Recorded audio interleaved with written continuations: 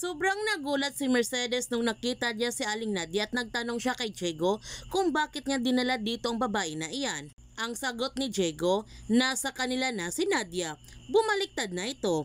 Siya mismo ang magsasabi sa kanya kung nasaan si Moises. Pinagalitan ni Mercedes si Diego sa kanyang katangahan at sinabihan niya ito na basta lamang baka kalimutan ni Nadia ang nangyari kay Roland.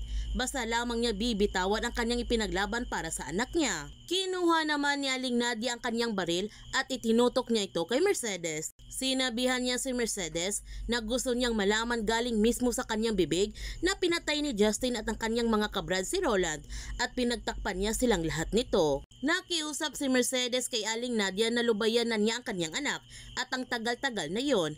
Ang sabi ni Aling Nadia at kung hindi, ano ang kanyang gagawin?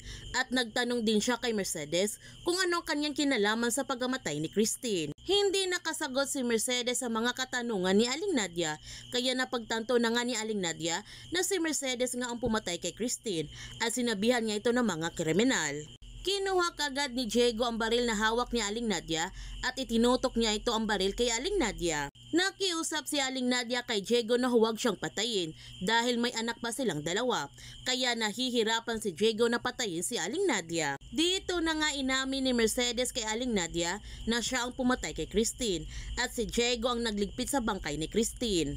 Naawa naman si Diego sa kanyang asawa kaya binaril niya si Mercedes upang tumakas silang dalawa. Ngunit biglang dumating si Justin at binaril niya si Diego at hindi pa nakokontento si Justin, pinatay pa niya ito. Sobrang nagulat naman si Mercedes sa ginawa ng kanyang anak. Naging halimaw na nga si Justin at katulad na siyang mag-isip ni Jaime dahil pinapalinis niya kaagad sa kanyang mga tauhan ang bangkay ni Diego upang maging malinis ang kanyang pagpatay rito. Nagmamadaling tumakas si Aling Nadia at tinawagan niya ang kanyang anak na umalis na ito kaagad sa kanilang bahay at pumunta siya nito kay Professor Elmer. Pinupuri ng gusto ni Jaime si Justin sa kanyang pagpatay kay Diego at sinabihan niya ito na tama ang kanyang ginagawa dahil iniligtas lamang niya ang buhay ng kanyang ina. Samantala, sumalakay na nga sina Rafael at Matias sa pabrika. Iniingatan nila ang kanilang mga kinikilos para magtagumpay sila sa pagpasok sa loob. Nalaman naman ni Mayor Lorenzo ang pagsalakay nila Matias nang dahil kay Homer. Nagmamanman muna sila sa paligid bago nila pasukin ang loob ng pabrika. Hanggang nagkaroon na nga ng matinding barilan sa pagitan sa grupo nila Matias at ang mga tauhan ni Mayor Lorenzo. Sobrang nagulat si Matias nung nakita niya sa Homer na tauhan pala ito ni Mayor Lorenzo, kaya pinatay niya ito kaagad. Nagtagumpay naman si Rafael na pasukin ang loob ng pabrika at hindi siya makapaniwala sa kanyang nakikita na maraming shabu ang nakahalaray sa lamesa.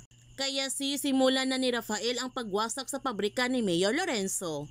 Habang si Moises, sumunod naman siya kay Rafael sa pabrika at hindi niya alam na nag-alala ng labis si Mang Istong, Grace at Maxine sa kanya. Kaya huwag natin palalapasin ang kapanapanabik ng mga tagpo sa Pamilya Sagrado. Kung bago ka pa channel ko, don't forget to like, subscribe, and click notification bell para palagi kang updated sa mga videos in-upload ko. Thank you for watching and God bless to everyone.